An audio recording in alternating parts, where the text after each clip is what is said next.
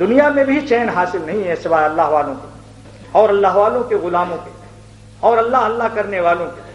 جس نے زیادہ سے زیادہ خدا تعالیٰ کو یاد کیا وہ زیادہ سے زیادہ چین میں ہے. اگر نہ تجربہ آئے تو حکیم الامت کے اس تھرمامیٹر کو استعمال کرو. حضرت حکیم الامت فرماتے ہیں اگر کسی کو یقین نہ آئے کہ اللہ والے بڑے چین میں ہیں اور اللہ ہی کی یاد سے دلوں کو چین ملتا ہے تو اگر ابھی ذکر کی توفیق نہیں ہے تو چین حاصل کرنے والوں کے پاس جا کر دیکھو جو خدا تعالیٰ کے ذکر سے چین پا چکے ہیں. اور کیسے دیکھو؟ یک طرفہ نہیں فیصلہ کرو. ہو سکتا ہے شیطان کان میں کہے تم نے دیکھا کہاں ہے کروڑ پتیوں کو، تم تو ملاؤں کے ہاتھ میں پڑ گئے تو سمجھتے ہو کہ شاید انہی لوگوں کے پاس چین ہے. ذرا کچھ دن کروڑ پتیوں میں رہو. حکیم الامت مجدد الملت مولانا اشرف علی صاحب تھانوی نور اللہ مرقدہ فرماتے ہیں کہ کچھ دن بادشاہوں کے پاس رہ لو، دیکھو کتنا چین ہے ان کے پاس. کچھ دن کروڑ پتیوں کے پاس لکھ پتیوں کے پاس رہ لو، بلڈنگ والوں کے پاس رہ لو. کچھ دن ان جوانوں کے پاس بھی رہ لو جو ٹیڈیوں سے نظر خراب کر رہے ہیں، سینما اور وی سی آر اور ٹیڈیوں میں اپنی زندگی اور جوانی کو برباد کر کے رکھ رہے ہیں. ان کی بھی صحت خراب ہے، ان کے ساتھ ان کی بھی خراب ہے. دونوں پر لعنت پڑتی ہے. یہ ایک طرفہ لعنت نہیں ہے، دیکھنے والوں پر بھی لعنت، دکھانے والی عورتوں پر بھی لعنت ہے. اور لعنت کے معنی کیا ہے؟ سن لو. لعنت کے معنی عربی میں اللہ تعالیٰ کی رحمت سے دوری.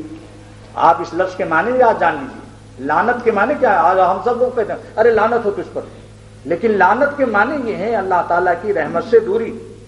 لہذا خدا تعالیٰ کی رحمت سے دور ہیں. اور دوری کا عذاب کیا ہے کہ صحت جسمانی بھی خراب ہے، دل میں پریشانی. پری آئی اور شانی آئی. پریشانی میں پری بھی موجود ہے، یہ نہ سمجھیے گا. پریشانی میں پری موجود ہے لیکن ان سے دل لگایا کہ شانی بھی آ جاتی ہے فوراً، اور مل کے پھر پریشانی آ جاتی ہے. کوئی چین نہیں ہے. میں برابر پوچھا کرتا ہوں. الحمدللہ مجھے نوجوان 2 بچوں مسلم میرے ہاتھوں پر بیٹھ ہے. بنگلہ دیش، ہندوستان، پاکستان جہاں بھی سفر ہوتا ہے پوچھتا ہوں.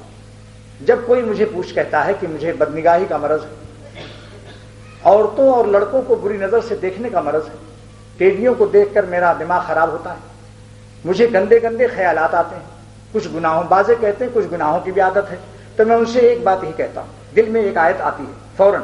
اللہ تعالیٰ فرماتے ہیں جو میری نافرمانی کریں گے میں ان کی زندگی کو تلخ و کڑوی بدحواس و پریشان کر دوں گا.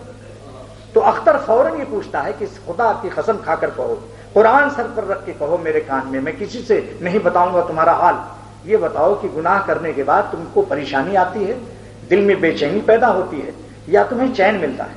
واللہ میں قسم کھا کر مسجد میں کہتا ہوں آج تک کسی نے نہیں کہا کہ نافرمانی کی راہوں سے مجھے بڑا سکون ہے. ہر شخص نے یہ کہا کہ مجھے چین نہیں، پریشان. مارفیا کا انجیکشن لگوا رہا ہوں، کوئی کہتا ہے ولیم 5 کھا رہا ہوں. خودکشی کے واقعات دیکھ لو. جن لوگوں نے ترقی یافتہ کہا ہے اپنے کو، آج ان کے ملکوں میں دیکھو گے کتنی خودکشیاں حرام موت مر رہے ہیں. عشق بازی میں اسی میں حرام موتیں آ رہی، زہر کھا رہے ہیں. یہ بات عرض کر رہا ہوں کہ 2 ہی راستہ ہے. اطمینان کا راستہ چاہتے ہو، زمین کے اوپر بھی زمین کے نیچے بھی، قبروں میں بھی، پلسرات پر، میدان محشر میں بھی، جنت تک انشاءاللہ تعالی. تو اللہ کے بن جاؤ، خدا کے ہو جاؤ، نفس سے دور ہو جاؤ، غلاموں کی غلامی چھوڑ دو. نفس تمہارا غلام ہے، نہ نفس کی بات مانو نہ شیطان کی بات مانو. سارے معاشرے و کائنات کو بھی مت دیکھو کہ دنیا سنیما دیکھ رہی تو چلو ہم بھی دیکھیں.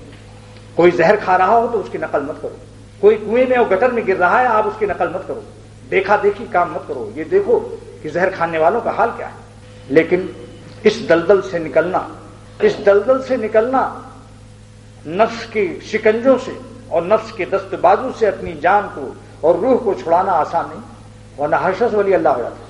اللہ تعالیٰ ارشاد فرماتے ہیں کہ نفس کی چنگل سے نکلنا ارادہ تو بہت سے لوگ کرتے ہیں. معرمی رحمۃ اللہ علیہ فرماتے ہیں بہت سے لوگ کہتے ہیں چلو آج ہرن کا شکار کر لیں، سوئے آہوئے بسیدی تافتی.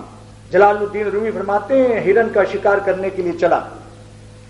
خیش رات فرماتے ہیں تم لوگ سلوک طے کرنے چلے، سلوک سالک بن گئے، مرید بھی ہو گئے، اللہ والوں کے پاس بھی جانے لگے. مگر فرماتے ہیں خیش رات در سید خو کے یافتی، تم چلے تھے ہرن کا شکار کرنے مگر ایک جنگلی سور کے دانتوں میں اور جھگڑوں میں تم اپنے کو پا رہے ہو، دانتوں سے چبا رہا ہے. جنگلی خنزیر، جنگلی سور جھاڑی سے نکلا، اس کو پتا چل گیا کہ یہ ہرن کا شکاری ہے، ہرن کے لیے جا رہا ہے. معزز جانور ہے، مزیدار کباب بنتا ہے، حلال ہے، لیکن جھاڑی سے ایک جنگلی سور نکلتا ہے، اس کو منہ میں رکھ کر چبانا شروع کر دیتا ہے۔ وہ حیران ہوتا ہے کہ یا خدا، میں تو ہرن کی شکار کے لیے گیا، یہ کیا پتا تھا کہ میں ایک جنگلی سور کے منہ میں پڑا ہوا وہ مجھے چبا رہا ہے، دانتوں سے پیس رہا۔ فرماتے ہیں تیر سوئے راست پر رانی دئی، تم نے تیر چلایا داہنی طرف، سوئے چپ رفتست تیرت دی دئی، بائیں طرف بھاگا جا رہا ہے۔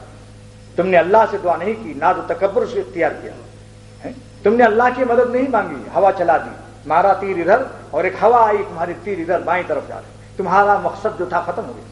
گہنمایت روزہ قارے چاہرا، کنویں کی گہرائی، تاریکی، بدبودار پانی، چمگادروں نے وہاں پیخانے بھی کر رکھے ہیں، اس کو دکھاتا ہے قضا اور قدر کہ وہ بہت عمدہ باغ ہے۔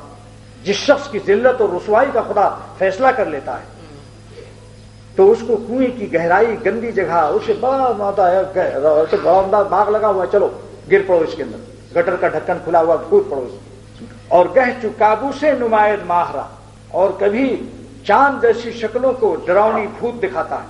اللہ تعالیٰ کی قدر و قدر، قضا و قدر و فیصلے جو ہوتے ہیں، اس لیے کہتا ہوں اللہ سے ڈر کے رہو۔ گناہوں کی وجہ سے ایسا ہوتا ہے، خود سے اللہ تعالیٰ کسی کو ایسا نہیں کرتے، گناہوں کی شامت سے انتقام لے لیتے ہیں۔